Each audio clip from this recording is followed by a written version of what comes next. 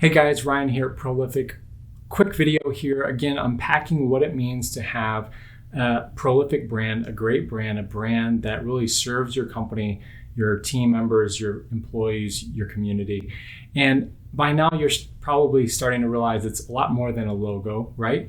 And it's really how we're interacting with the market and what does the market think and feel about our company. And ultimately, to us, we want to know, are we the preferred brand in the market, the preferred company to work with in whatever our space is, right? So I want to talk a little bit more about how do we create a brand that is preferred in the market. And one of the best and easiest ways to do this is your brand experience. The client experience, the experience that the client has with your brand. And it doesn't just extend to clients, it actually extends to your team members too. But I'm going to focus on it in the way that we would think about clients, but just keep in mind that this could be adapted to the experience that we're creating for our team members as well. So I want to start with kind of a quick little bit of a story or walk you through something you can visualize here. Have you ever been to a restaurant? I was at a restaurant the other day and we had a wait for like 20 or 30 minutes. And I always think about this every single time I'm in a restaurant. I always say I'm sitting there for like 20 or 30 minutes. It's just a long time when you're just sitting. And I wonder, why doesn't anyone serve all these people drinks that are waiting, you know? And it always baffles my mind that no one has thought about this. And I know there are some restaurants where once in a while they'll go up and do this for you if you've been waiting for a very long time. But why doesn't every single restaurant do this as a practice that happens every single time they have anyone in their restaurant, right? It just makes perfect sense, right? Because we feel the pain as the consumer, so it's so clear to us that would be a value add to us. But for some reason, the people that run the restaurant every single day have no clue about this thing that they could be doing, that if they were to do, you would prefer to go to that restaurant over all the rest of them, right? We actually went to Olive Garden the other day, and at the end of our meal, the waiter asked if our kids like Pokemon, and the waiter gave them each Pokemon cards. They were really nice cards in nice plastic sleeves. And her face lit up, and then he pulled out another one and said, well, here's a Pikachu. Kids love Pikachu, right? So it was a really cool experience, but here's the thing is that doesn't happen every time you go to Olive Garden. It happened because of that one waiter, right? So how do we create an experience that happens every single time systematically in our business that will serve our customers and create these moments of positivity and things that are remarkable, worth talking about on a video to people, worth talking to our friends about, right? So I want to walk you down a few ways that you can do this. And the first thing that you're going to do is you're going to write down all of your touch points, your client touch points. This happens from the point that the client becomes aware that you exist. So, what was a marketing avenue that reached them? Was it a referral from another customer? Was it a trade show, a home show that we did? Was it an ad that went out in the mail? Was it a billboard? Was it, did they search on Google, Facebook? What happened there? And then walking through, okay, what came next? Did they go to their website? Did they call? And keeping track of all of these different touch points all the way through your entire customer journey from the time that they would hire you again. So thinking about all the touch points on the job site, what happens before they book, what happens during the service call, what happens after they've booked, all of these touch points, and just jot all those down. And then once you have those all listed, the next thing we're going to look for three different things in your client journey. We're going to look for moments of positivity, moments of negativity, and we're going to look for, are we creating any potential problems for the future? We'll talk a little bit about that as we get there. But let's start with the positivity one. So basically, one of the easiest things that you can do is to think, after you have all your touch points mapped out, I want you to circle any ones that you think you have these things that you do at that touch point that are highly positive. They are already memorable. They are already things that your customers really help them along in their decision, or help them feel value in their decision to go with you, or the service that they've gotten, or help them feel more connected to your brand, your company, your purpose, whatever it is, right? So circle anything that's already really positive. Okay, and for the moment, we'll just circle those. Now I want you to do the same thing with the negative thing. Just like we talked about with the restaurant example, just a negative touch point doesn't mean I'm necessarily angry. I could just be bored. It could just be not the best that it could be, right, at that time. And so you want to think about what touch points are people most uneasy at? Where do they have where are we testing their trust the most, right? Like where, we're asking for this, but maybe they actually have to have a little bit of faith to do that thing, right?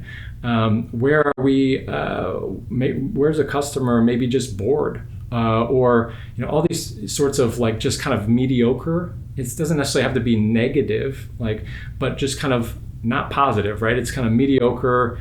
It could definitely be more exciting for the client, more memorable, etc. Right? So I want you to circle, the one or two top things that are most negative on your list, and we'll come back to that other one about creating problems in just a little bit. But so with those positive things, what we can now do is we want to ask ourselves, how could we leverage this more, right? So entrepreneurship is all about leverage, right? So when a business owner, all we do is we take different components of something and create a product and sell it. So we repackage some stuff into a new product form and sell that. That's leveraging the same components to a higher leverage. So we want to do that same thing with our positive points. Where are we having these positive interactions, these memorable experience points? And it could be little things, right? It could be big things. Like there's hotels that have cookies at the front of their at the lobby, right? And that can be a very positive touch point. Or maybe you've been in a hotel where 24/7 they always have coffee, tea, water out there for you, or something like that, and you find yourself really enjoying your experience there because of that little thing, right? But to us as a consumer, little things can actually be big things, right? So think about those things that you're already doing well, and you want to ask yourself a couple things. One, is there any way we can make that, even though this is an awesome touch point, can we make it better somehow now that our attention is on it? And here's another thing: is there anything that we can do like this type of thing, but at other points along the way, right? Maybe that could be applied to when we get to the negative portion here. And then the other thing is, after that positive touch point, is there any way we can kind of call back to that? Is there any way we can leverage that into the future? Meaning, later on, we have this great touch point here, and then later on in the experience, we're able to call back to that, help people to remember or do a thing similar to it to sort of engage their mind in this path that sort of creates that repetition along these positive lines for them. So there's a couple of ways that you can leverage positive things. With your negative things or the mediocre things, how can we make those things better? And can we pull from some of those the things we're doing well to do that? And if you can make those negative things better, now we're bettering our best, and then we're bettering our very lowest to hopefully some things that probably are very creative, because most people skip over the boring stuff, right? I had a client that they not in the home service space, but he has a software company, and they're onboarding. As they were onboarding clients, there was a piece of friction in their customer journey.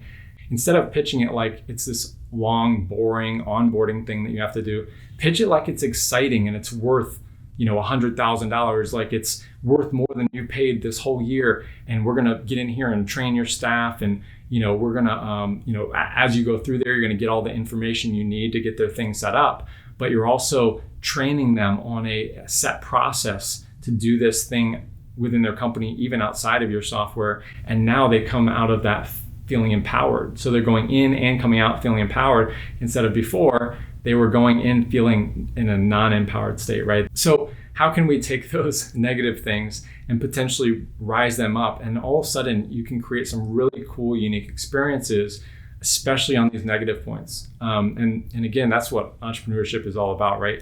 Seeing these problems, bringing them up to new levels of value. And then the last thing is, what problems are you creating? And I think this is something that many of us forget. But if you're lucky like myself to have plumbing in my home with working toilets and so forth, It's a pretty cool thing that we have that. We live in this great time of toilets, right? But there was a day where that didn't happen, right? Where we would have to fetch our our tub water from the local well, and we'd have to use an outhouse and this sort of thing, right? But having that indoor plumbing, it's an amazing solution if you really think about it, right? If you imagine life without that, right? But it causes new problems, right? That thing could go down. And what does that mean? Well, I might need to hire a plumber, right? And the plumber comes, and maybe there was also some water damage, or maybe it wasn't water damage, but there was just like a mildew smell afterwards. And the plumber it might not really be his job to do that, but he could still think about what that's a solution, or that's a new problem that's being left. Is there a way to deal with that problem now, right? And so maybe there's a problem even after you rectify that happens, right? And so most solutions create new problems, and that's why there's always new technology, new softwares, all these new things are always coming out. It's because most solutions that we create also then create new problems, and that's okay.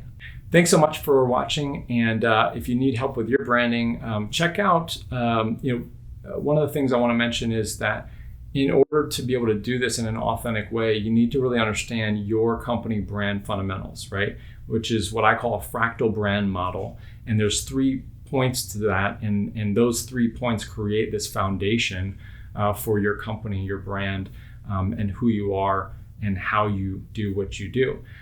So if you want to learn more about that, check out the ebook that's on our website. Go to getprolific.com, getprolific.com, and you'll see it on there. You'll grab that ebook. You just punch in your email and you'll get that, and it'll walk you through that methodology. There's also a video at the end that talks about how to figure out what your company's purpose is. So that can be really helpful if you're not really sure, because that's really what we want this stuff to tie into, right?